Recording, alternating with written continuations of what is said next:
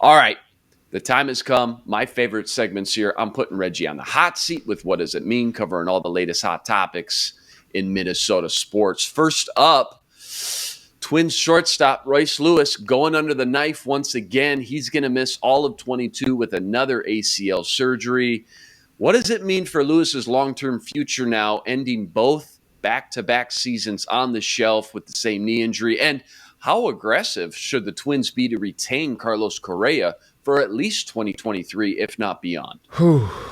This is a tough one, man, Yeah. because so many people were excited about Royce Lewis, and he showed them why with how he played. Like, the dude was electric out there, and that came like a gut punch last week. Like, all of a sudden, just out of nowhere, it was just like, boom, he's done. And nobody really knew the extent of the injury. Like, it was kind of hush. You saw him limping off the field. He was in quite a considerable amount of pain after he crashed into the wall, and he grabbed the knee immediately. And you're thinking like, he probably hyperextended it or, something to that nature. But I don't think anybody was thinking maybe like, severe, tear or anything like that. And so, even the tough part is like, even though it's a partial, you still got to get that full reconstructive surgery because like you can't play on a partial tear. It's a little bit different from an elbow. You've kind of seen some guys that, are pitching have a partial tear of the UCL and they get like the platelet rich plasma treatment and, a little bit of rest and all that stuff. And they go ahead and they play like Paul George last year. He had a partially torn UCL in his elbow, and he rested it for about 3 months or something like that. Came back, was able to play in the playoff or the play-in game, and he played well. And we've seen it. But with the ACL, when you partially tear it, that's it. Like you need to have the reconstructive surgery, and that's the tough part about it, man. Like he was playing well. He was actually pushing it to the point where you're just like, wow, like, maybe Correa, like if he decides that he wants to go elsewhere, then good riddance. Like we should be cool. And what's tough is like he's going on the shelf. And now all of a sudden Correa is starting to heat up a little bit and you're just like, And so it's like, it's tough because it's like, well, do you want to gamble on a guy who is recovering from his second straight ACL tear in the same knee? You would hope that he comes back. It reminds me, I was telling someone that I work with the other day, Thomas Davis with the Carolina Panthers. The dude tore his ACL like 5 or 6 times, came back and still was like an elite linebacker in the league. And so you would hope, especially with modern medicine, that, he can come back from a second torn ACL and be okay. But you also look at guys like Todd Gurley. He only had one ACL injury. And, at first he was doing well. And now you're talking about a guy who's out of the league and still in his 20s. Right. Because the ACL injury just kind of caused a little bit more static in that knee. And, so you just really don't know how to really tell how he's going to come back and respond to this. You hope that, he's going to get it cleaned up and get it repaired and comes back and does his thing. But you just kind of don't know. You know what I mean? And so I guess if you're looking at it from a logical standpoint, you still go all in on Correa if you can because he's a known, proven commodity. But as you saw, maybe don't put Royce Lewis out in center field again. Right. But there could be another position that maybe you try to slide Royce Lewis in, maybe at second or maybe at third, or please don't put him in the outfield anymore. Don't do that. And maybe you just try to see if maybe he could do that for a bit just to kind of get him in there because the guy is an exciting player. But first, you just have to make sure he's healthy, and you just don't know that yet. The Twins started with like this embarrassment of riches at shortstop. Yeah. We got 2 number 1 overall picks in Royce Lewis backing up Carlos Correa. And now all of a sudden with Royce Lewis out, paranoia starts to creep in the back of your mind. Like, well, what if Correa bounces out after next year? Like, what's going to happen?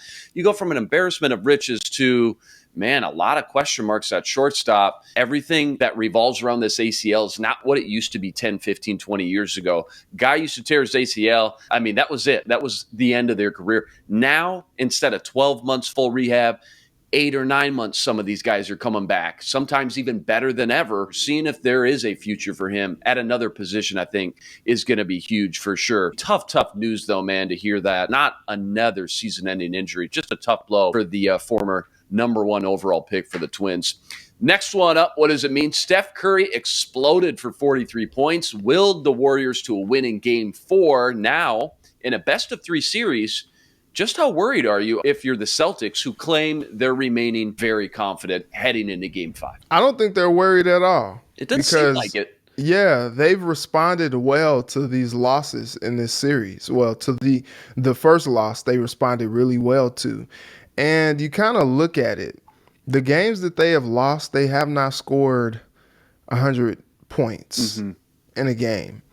And you're just like, okay, like, And then the games that they've won, they've really just kind of dominated the Warriors. And so you look at the last game, they needed all 43 of those points from Steph Curry because nobody else was really giving him a whole lot of help, outside of maybe Andrew Wiggins. Klay made a few shots, but they got nothing from Draymond. They continue to get nothing from Draymond. And I think the Celtics are a confident bunch. They've been through the fire during this playoffs. And I think this is just another installment of some fire that they're having to deal with. And they were pretty much, sticking with the Warriors in that game until really late when Steph just started to just cook them up. And I think in all of these games, really, they've kind of been in it until, that Game 2 when they lost, that third quarter microwave. They just got cooked and they, didn't respond to that. And then, in this last game, Curry just cooked them like that. And it was Steph. It was Steph being Steph. And so moving forward, I'm not sure how much you can really expect Steph to do that again. Like if you want 40 plus points from Steph in the rest of these remaining finals games, like if he does that, like it's like, okay, yeah, just, let him cook, let the chef cook. But I don't know if it's very realistic to expect him to have a game like that again. And I also don't know if it's realistic to expect, Tatum to be tamed and, Jaylen Brown to be relatively tamed. Like these guys have a lot of talent. These guys have a lot of ability on the boards as well, getting second chance points and things like that. And they just have this grit about them. Like they're not too easily moved. I think in years past, that's kind of been their thing that, they go against the team and, that team just kind of dominates them and they don't respond.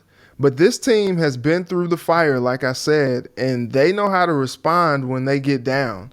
And I think, Udoka's going to have them ready to play. And I just don't expect them to have a similar type of game to the last game. I actually think that they probably come out tonight and win the game, to be honest with you, because that's just how they've responded in this series. And, it's not certain for me that, this thing is tilting in the Warriors' favor because, like, the Warriors needed all of Steph's production to be able to win that game. And it seems like the Warriors need to have, like, a near flawless game from at least, like, one or two of their superstars to win because, like, that whole, like, full unit of basketball that we're used to them playing where everybody's getting involved, everybody's making shots, you just haven't seen that on a consistent basis in this finals. And what you have seen is the Celtics' ability to bounce back. And I think maybe you lean more on that than you do on the Warriors' ability. I mean, the Warriors do have a little bit of a pedigree, not necessarily the same cast of characters, but Draymond, Klay, and Steph have been there the whole time.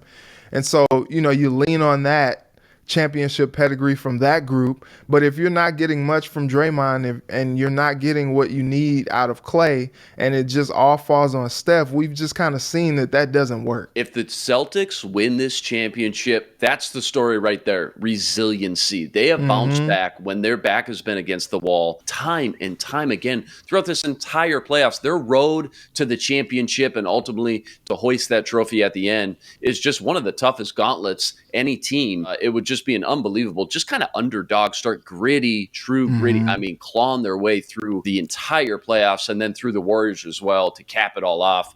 What more could you ask for? Going to be a lot of fun and exciting. Tip-off tonight, Game 5, 8 p.m. Rest assured, Reggie and I will be back here tomorrow to break all that down. Speaking of NBA, remember we did that Flashback Friday bit last Friday talking about Magic Johnson, his time among the greats. Stirred up a little healthy debate and conversations on Twitter. People bringing up Larry Bird. Remember, his career was cut a little bit short. He deserves to be in the all-time great convo. Dr. J was brought up. Wilt Chamberlain, people talking about he had the best jump shot, little fadeaway in NBA history. I did a little digging. I didn't realize Wilt Chamberlain actually not that great of a free throw shooter, but the night he broke 100 points, he went 28 of 32. If you missed that Flashback Friday blast from the past segment, check that out up on the Superior Sports YouTube page.